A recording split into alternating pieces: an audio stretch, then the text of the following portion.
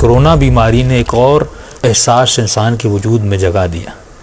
اکثر لوگ موت کو مانتے تو تھے لیکن موت کو محسوس نہیں کرتے تھے۔ اب معاشرہ ایک موت کے خوف میں پڑا ہوا ہے۔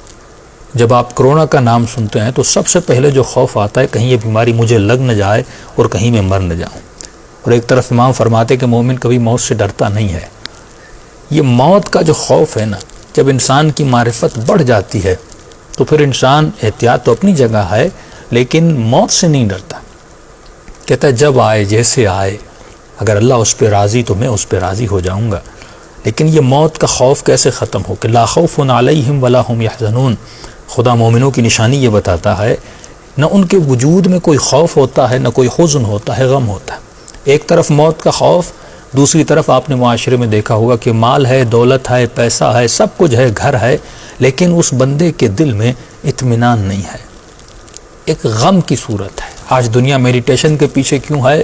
کیونکہ دنیا کے دل میں غم ہے۔ دنیا ایک ایسی روشنی، ایک ایسی شادابی، ایک ایسا سکون چاہتی ہے کہ وہ سکون ملے۔ یعنی مالدار ہے، سب کچھ ہے، لیکن اس کے دل میں غم ہے۔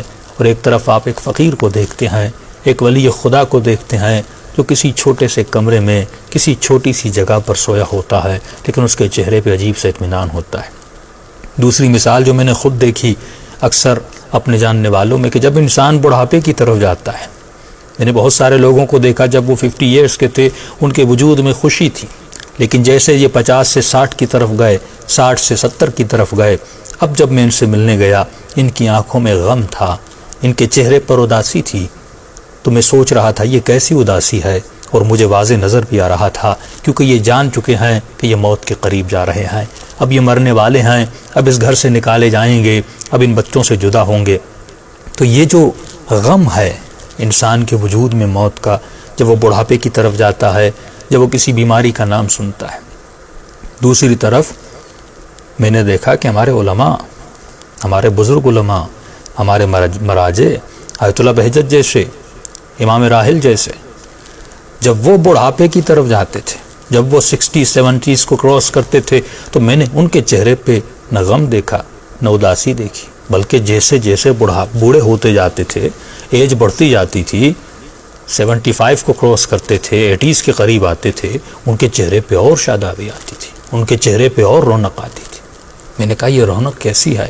تو کسی استاد اخلاق نے کہا یہی تو فرق ہے عام انسانوں کے بوڑھے ہونے میں، اور یہی فرق ہے ایک عالم کے بوڑھے ہونے میں۔ جب وہ جیسے جیسے بوڑھا ہوتا ہے اس کے چہرے کی خوشی بتاتی ہے یہ کسی کی ملنے کی خوشی ہے، یہ لقاء اللہ کی خوشی ہے، یہ اللہ کے حضور میں جانے کی خوشی ہے۔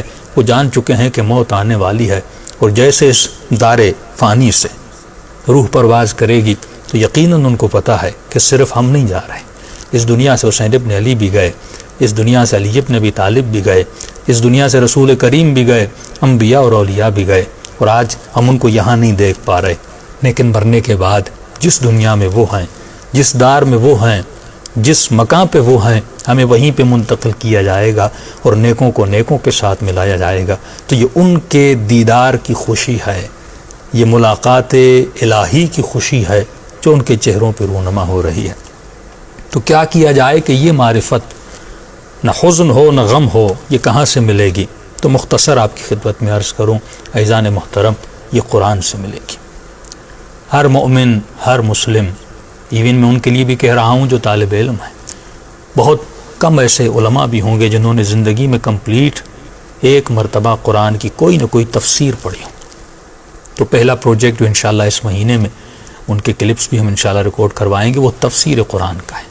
ایک ایسی تفسیر، ایک مرتبہ اگر آپ کمپلیٹلی تفسیر پڑھ دیں، میں تشریح میں تفسیر کے کلپس میں بتاؤں گا، آپ اقتصاد یعنی اکنامک، آپ سیاست سے آگاہ ہوں گے، اقتصاد سے آگاہ ہوں گے، ہسٹری تاریخ سے آگاہ ہو جائیں گے، اخلاق سے، ادب سے، لغت سے، تمام تر معلومات آپ کے پاس آئیں گی جب ایک مرتبہ تفسیر قرآن پڑھ لیں گے۔ تفسیر کہہ رہا ہوں، قرآن کا ترجمہ نہیں، تفسیر پڑھ لیں گے، اس کے بعد نہج البلاغہ پڑھیں گے، آپ کے وجود میں اثر ہوگا، باتیں سمجھنے لگیں گے، ایمان آپ کا تر و تازہ ہو جائے گا، اللہ پر ایمان، قیامت پر ایمان، قبر پر ایمان، وعد و وعید پر ایمان، منکر و نکیر پر ایمان، یہ ساری چیزیں تر و تازہ ہو جائیں گی۔ اب لا خوف علیہم ولا هم یحزنون کی منزل پہ پہنچیں گے۔ کچھ علم اکتسابی ہوتا ہے، مجھے اور آپ کو کسب کرنا پڑتا ہے، جب آپ محنت کرتے ہیں کہ لیس الانسان الا ما سعی، جب آپ محنت کرتے ہیں، کوشش کرتے ہیں، اس کے بعد کچھ علم ایسا ہے جو خدا اپنی طرف سے بندے کو عطا کرتا ہے، جیسے من لدن کہتے ہیں، علم لدنی کہتے ہیں، لیکن آدھا اکتسابی ہے۔